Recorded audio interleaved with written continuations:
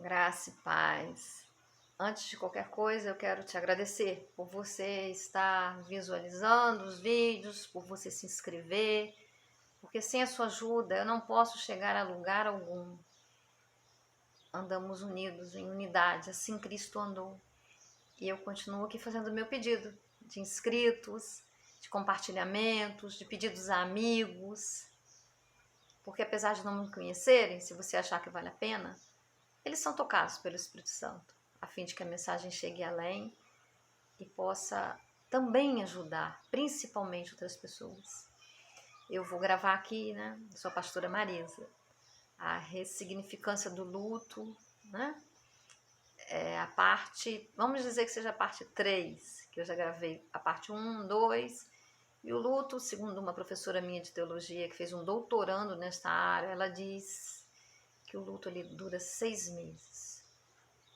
Durante esses 6 meses, há todo um processamento, há toda uma ressignificação para que nós estejamos realmente tratados, tenhamos realmente processado o luto, né? Vem aquela primeira parte que é a negação, e eu achei que eu não estava negando. Domingo fez um mês, né? Antes de não, domingo, dia 22, isso mesmo. E eu pedi a Deus, semana passada, que eu sonhasse com meu pai. E eu sonhei com meu pai, e no sonho ele estava vivo, e uma amiga dizia, e ele arrumadinho e tal, né? E tinha acontecido alguma catástrofe, alguma ventania, algum vendaval, alguma coisa, e várias pessoas reunidas no mesmo lugar. E ele estava à mesa até com o médico, que ele gosta muito, que já o operou, e ele estava ali, né? E eu falando, tal. Aí cheguei perto dessa amiga e falei algo. Ela disse, não, seu pai tá morto. Eu falei, não, como ele pode estar morto se ele tá ali, eu tô falando com ele. Não, o seu pai morreu, Marisa. E quando ela disse, seu pai morreu, nisso eu acordei e a ficha caiu. Eu falei, meu Deus, eu ainda não admiti que meu pai tenha partido. Nossa, através do sonho Deus pôde me revelar que eu ainda estava na negação. Será que eu já saí dela? Acredito que sim, que agora eu esteja no processo realmente para lá do meio, de ter aceitado que ele partiu, né?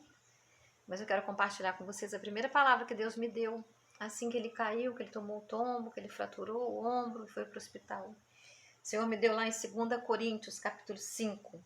Eu não vou ler tudo, vou ler só o comecinho. Versículo 1. Porque nós sabemos que quando morrermos e deixarmos este corpo, teremos um maravilhoso corpo no céu, um lar que será nosso para todo sempre, feito para nós pelo próprio Deus e não por mãos humanas. Versículo 2. Vamos ficando cada vez mais cansados deste corpo atual. Eis porque esperamos com ansiedade o dia quando teremos um corpo celestial, que vestiremos com roupas novas, porque nós não seremos apenas espírito sem corpo. Esse corpo terreno nos faz gemer e suspirar. Porém, não gostaríamos de pensar em morrer e depois não possuir corpo algum. Desejamos revestir-nos do nosso novo corpo de maneira tal que este corpo mortal seja absorvido pela terra. Isso é o que Deus preparou para nós e como garantia Ele nos deu seu Espírito Santo.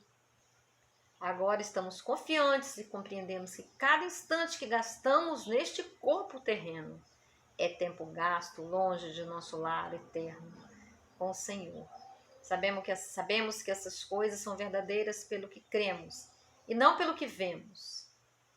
E não estamos com medo, e sim bem animados para deixar de viver neste corpo, porque assim habitaremos com o Senhor. Uau! Palavra tremenda, não me restava dúvidas, né? E ainda assim o Espírito Santo segredou a minha mente convictamente. Como? Por ter fraturado um braço, ele vai ter problema na cirurgia e tal. Ele disse, vai complicar. E realmente, né? Operou, no dia seguinte para sair da UTI, ele contraiu a Covid. E daí entrou num coma que ficou praticamente 21 dias, me parece. Depois, uma semana já ficou no coma mesmo, não mais induzido, mas no coma, e partiu. Então, meus amados, é processar esse luto, sabe? Coloquei lá atrás, lá, um porta-retrato, ele vestidinho de Flamengo. Ele estava mais gordinho quando ele partiu, porque ele amava bolo, começou a comer muito bolo, eu não me importei muito com o diabetes, deixei que ele comesse, e no de cá sou eu com ele, quando ele fez 70 anos, 70 à minha direita e 80, no dia que ele fez 80 à minha esquerda.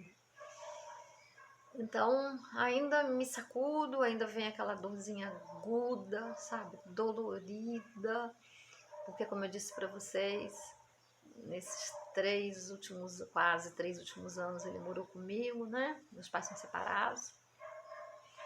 E eu pude cuidar dele, e eu pude conviver com ele como eu nunca havia convivido. Então eu pude viver todo um processo de ressignificar várias coisas, nasci numa família disfuncional, dificuldade de relacionamento, muitas brigas, ficou muita coisa pendente.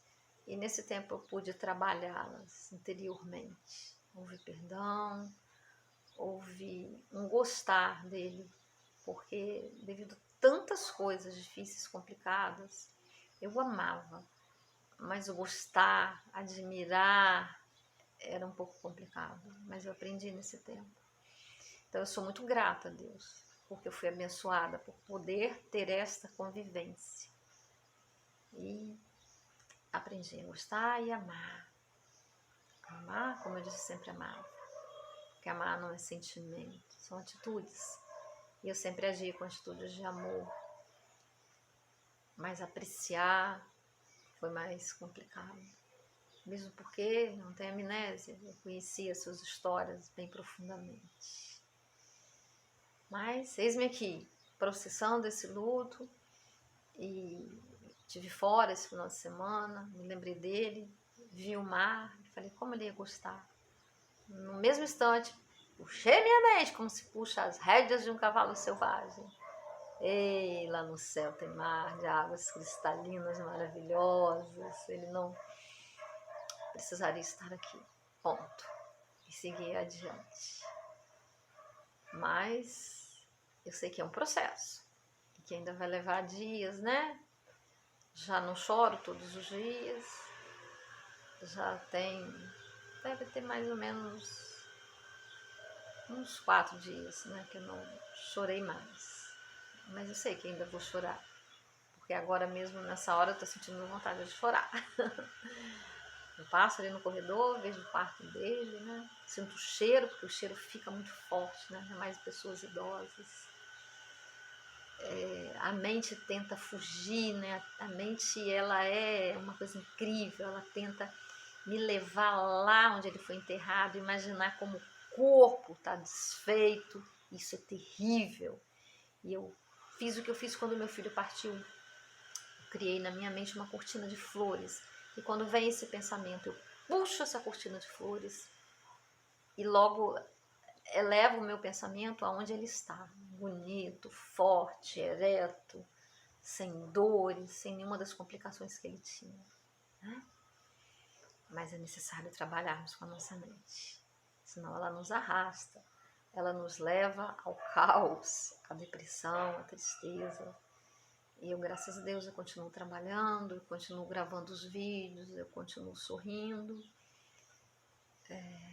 eu continuo graças ao Espírito Santo, graças à oração, dos amigos também, dos familiares, né? Isso tudo é muito importante. Porque às vezes a gente ouve palavras assim, nossa, mas ele viveu muito, ele viveu 80 anos, não importa.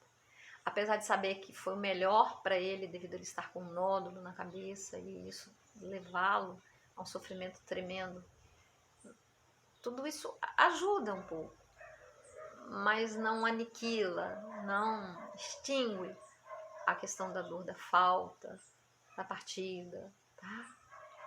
Ontem mesmo perdi, né, um amigo que não estávamos nos relacionando, mas foi amigo de juventude de uma forma brusca, terrível, apenas 43 a 46 anos, outro com 52.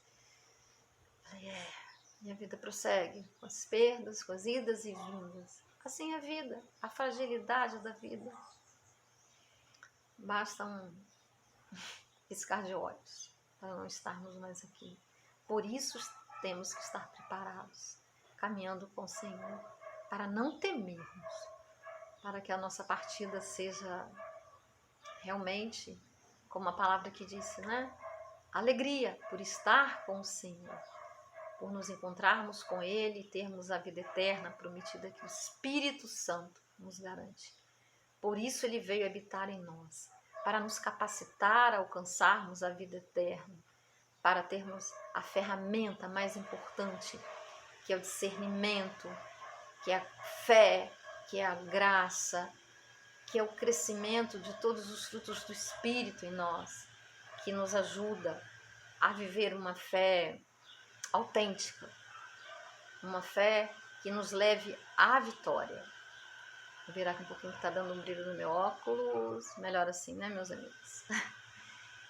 Então é muito importante isso. Eu já consegui me desfazer das roupas, fiquei com algumas, gostei de ficar, já usei, ando com elas por aí. Não lavei para sentir o cheirinho dele ainda, sabe? É a minha maneira de lidar. Outros já não querem nada de se afastar, né? As fotos ainda me doem um pouco, né? Não vou negar, mas também não saio escondendo tudo. Só simplesmente deixei no drive lá do celular algumas, para que eu não desperte dor. Não vamos evitar as crises, mas não vamos provocá-las, né? As crises nos fazem crescer, mas provocá-las também, provocar a dor, isso aí é insano, isso aí é masoquismo, não é verdade? Como eu disse, hoje uma amiga, né? Ela perdeu o irmão ontem de uma forma brutal, né? E imagina a dor, nossa, que ela está sentindo. Então a nossa vida parece até um paradoxo, né? Vivermos entre a vida e a iminência da morte. Isso é constante, é o tempo todo, é todo o tempo que estivermos aqui. Mas só a nossa fé vai nos conduzir à maturidade, vai nos conduzir à tranquilidade, à certeza, né? A convicção de que não para aqui, a vida continua e é a vida perfeita que nós herdaremos. Isso é herança do Espírito. Ele nos dá, eu acabei de ler aqui. Releia, vai lá e releia. Como eu estava vendo Jesus dizendo, né? Se não ressuscitaremos, comamos, durmamos. Eu estava com a Bíblia aberta aqui nessa página, ver se eu consigo achar aqui, que eu não decorei o lugar que estava. Porque não vai valer a pena, né? Então, comamos, durmamos e morramos. E acabou tudo. E não é assim. Não é assim. Né? Realmente agora eu não vou achar, mas diz exatamente isso. Eu ainda não estou muito boa em decorar, mas eu vou chegar lá. Eu vou chegar lá em decorar. Eu guardo a palavra, eu guardo a frase, eu guardo o que está falando, mas ainda não guardo exatamente aonde está. Mas, quer dizer, não todas as coisas. Muitas delas eu guardo assim. Mas ele disse que se não há ressurreição, então que comamos, bebamos, façamos tudo que vier à cabeça e morramos. E não é assim, com certeza não é assim. Nós precisamos realmente viver uma vida, se acreditamos em Cristo, se queremos a fé, se queremos amar, se queremos a vida eterna, se queremos nos dizermos seguidores de Cristo, cristãos, precisaremos realmente caminhar nos caminhos que a palavra nos indica. Buscarmos, né, a santificação, que é um processo. Virão os toques do Espírito Santo, as convicções. O Espírito nos constrange a fazermos aquilo que é certo, se abandonarmos aquilo que é errado. mas precisamos priorizar. Precisamos entender que precisamos buscar primeiro o reino dos céus e a sua justiça, e todas as demais coisas nos serão acrescentadas sempre, sempre, sempre. Amados, eu fico por aqui. Preciso também passar por mais um tempo de oração, de leitura, antes de sair e agir algumas coisas. Eu agradeço a vocês mais uma vez. E mais uma vez, não me chamem de chata, só que eu sou perseverante.